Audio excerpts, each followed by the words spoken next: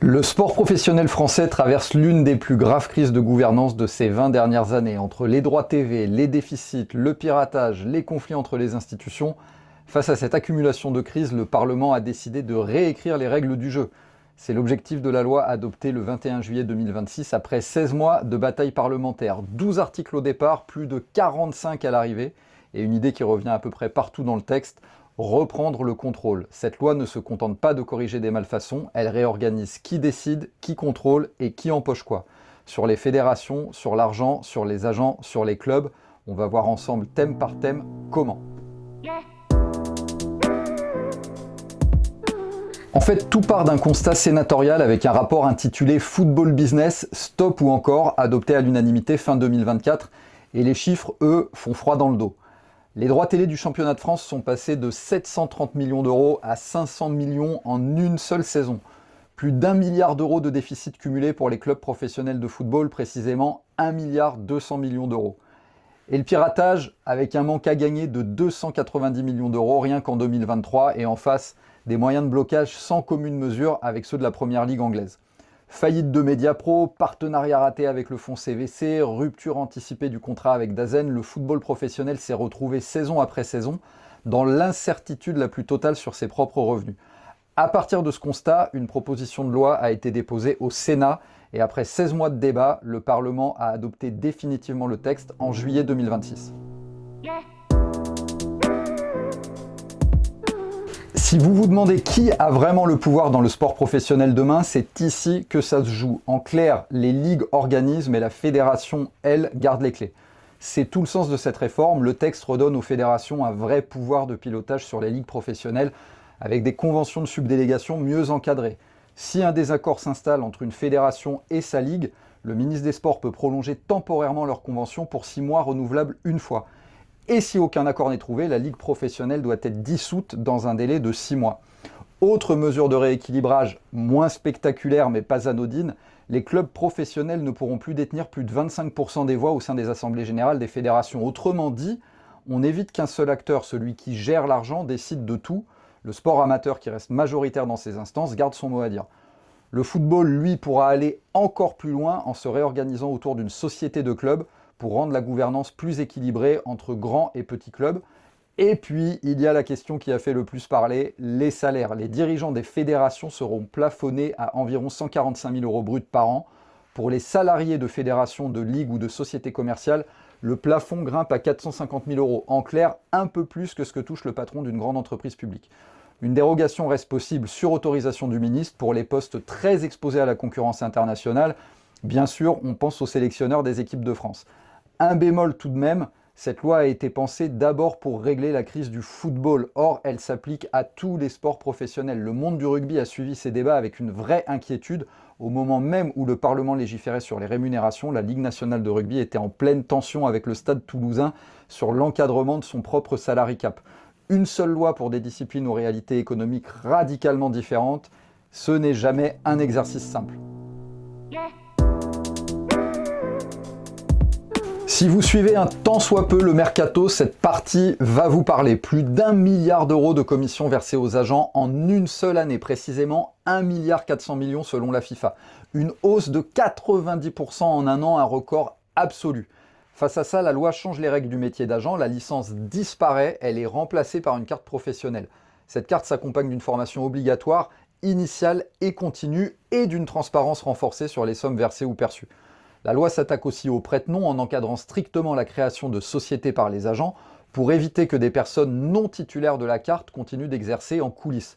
Les sanctions, elles, sont nettement durcies. L'exercice illégal de la profession était puni de 2 ans de prison et 30 000 euros d'amende. Il grimpe désormais à 5 ans et 375 000 euros d'amende. Sur un point précis, un vrai bras de fer a opposé les deux chambres. Fallait-il exiger le bulletin numéro 3 du casier judiciaire pour les dirigeants et associés des sociétés d'agents? Le Sénat le jugeait indispensable pour protéger des jeunes joueurs parfois mineurs et vulnérables. L'Assemblée pointait un obstacle juridique. Finalement, c'est le Sénat qui l'emporte. Le texte définitif impose bien cette communication. Ces nouvelles règles entreront en vigueur au 1er janvier 2028 pour laisser le temps à la profession de s'adapter.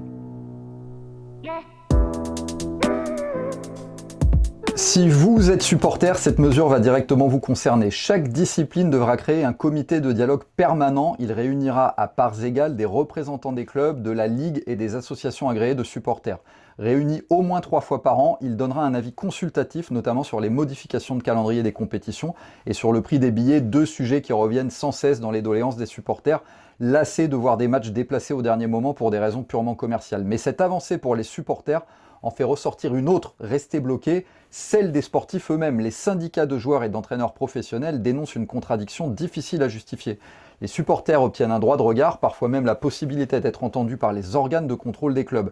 Les athlètes et les entraîneurs, qui sont pourtant les premiers concernés par ces réformes, n'obtiennent toujours pas de voix délibérative au sein des instances dirigeantes des fédérations. C'était pourtant une promesse de la loi de 2022 sur la démocratisation du sport, une promesse que ce nouveau texte ne tient toujours pas. Si vous avez déjà galéré à trouver où regarder un match ces dernières saisons, cette partie est pour vous. D'abord, un principe de solidarité financière. L'écart de répartition des droits télévisés entre les clubs d'une même compétition sera plafonné à un rapport de 1 à 3 maximum pour tous les sports professionnels, pas seulement le football. La loi interdit aussi tout avantage personnel accordé à un dirigeant de fédération, de ligue ou de club à l'occasion de la commercialisation de ses droits. À nuancer tout de même, ce 1 à 3 présenté comme une avancée solidaire reste assez généreux comparé à d'autres championnats. Chez nos voisins anglais par exemple, l'écart de répartition des revenus centralisés de la Première Ligue avoisine plutôt le 1 à 1,6. La solidarité imposée par la loi française reste en comparaison assez mesurée. Sur le piratage qui prive chaque année les clubs de ressources essentielles, l'Arcom se voit doté d'outils pour bloquer en temps réel l'accès aux sites qui diffusent illégalement les matchs pendant leur retransmission en direct, le streaming.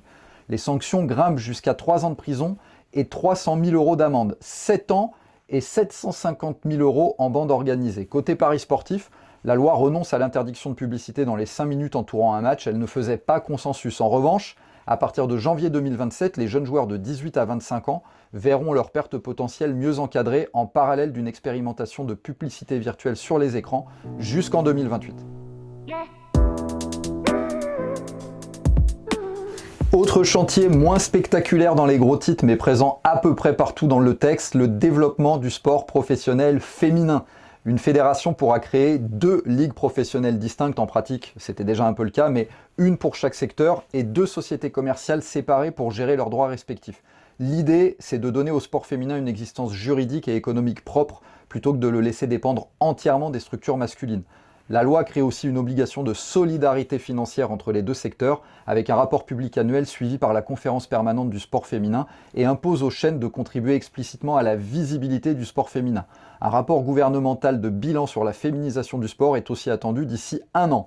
Fait suffisamment rare pour être signalé sur ce chapitre, l'Assemblée et le Sénat se sont mis d'accord très vite, sans grand désaccord de fond. Si demain un investisseur veut racheter votre club, ce sont ces nouvelles règles qui s'appliqueront. C'est sans doute le point le plus disputé du texte. La loi renforce nettement les pouvoirs de la DNCG, en clair le gendarme financier du sport professionnel. Face à un projet de rachat ou de changement d'actionnaire, elle pourra désormais l'approuver, le suspendre 3 mois maximum ou le rejeter, avec à la clé un pouvoir de sanction pouvant aller jusqu'à la rétrogradation sportive. Sur la multipropriété, c'est-à-dire un même propriétaire détenant plusieurs clubs dans différents pays, comme on le voit déjà ailleurs en Europe, la version finale du texte ne va pas jusqu'à l'interdire. La DNCG devra simplement tenir compte de ces situations dans son évaluation du risque pour l'équité des compétitions. En cas d'entente illégale caractérisée en revanche, la sanction n'a rien de symbolique, une amende pouvant atteindre 2% du chiffre d'affaires mondial de l'entreprise concernée, cumulée à une interdiction de participer aux compétitions. Une partie des parlementaires, notamment la France Insoumise, aurait voulu une interdiction pure et simple. Les rapporteurs ont préféré une solution jugée plus solide juridiquement, tout en reconnaissant qu'une vraie réponse au problème ne pourra venir que d'une action au niveau européen.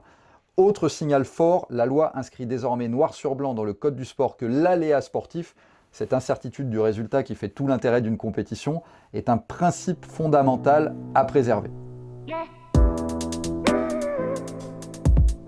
La loi est votée par les 2 chambres, mais elle n'est pas encore tout à fait définitive. Elle doit encore être promulguée et reste susceptible d'ici là d'être déférée au Conseil constitutionnel si des parlementaires le décident.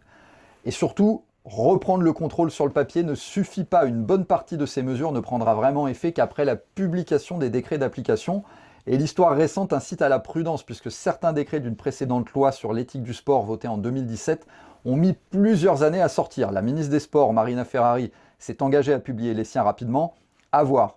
Même votée, cette loi ne fait pas l'unanimité chez les principaux concernés. Le président de la FFF a salué une réforme historique pour le sport féminin et pour le football français, tout en reconnaissant que certaines dispositions auraient mérité d'être amendées. La LFP, elle, juge le texte insuffisant sur la gouvernance et les enjeux économiques et réclame une révision en profondeur. À peu près tout le monde trouve donc la loi trop contraignante pour soi et pas assez pour les autres, ce qui d'une certaine façon est plutôt bon signe pour un texte de compromis. La Fédération française de football a déjà annoncé une réunion de tous les acteurs professionnels à la rentrée pour commencer à transformer ces nouvelles règles en réalité. Au fond, cette loi ne dit pas seulement comment organiser le sport professionnel, elle répond à une question beaucoup plus large. Qui doit contrôler un sport devenu une industrie de plusieurs milliards d'euros? C'est à cette question que le Parlement a tenté de répondre. Si cette analyse vous a intéressé, n'hésitez pas à partager cette vidéo et à vous abonner pour la suite. À très vite.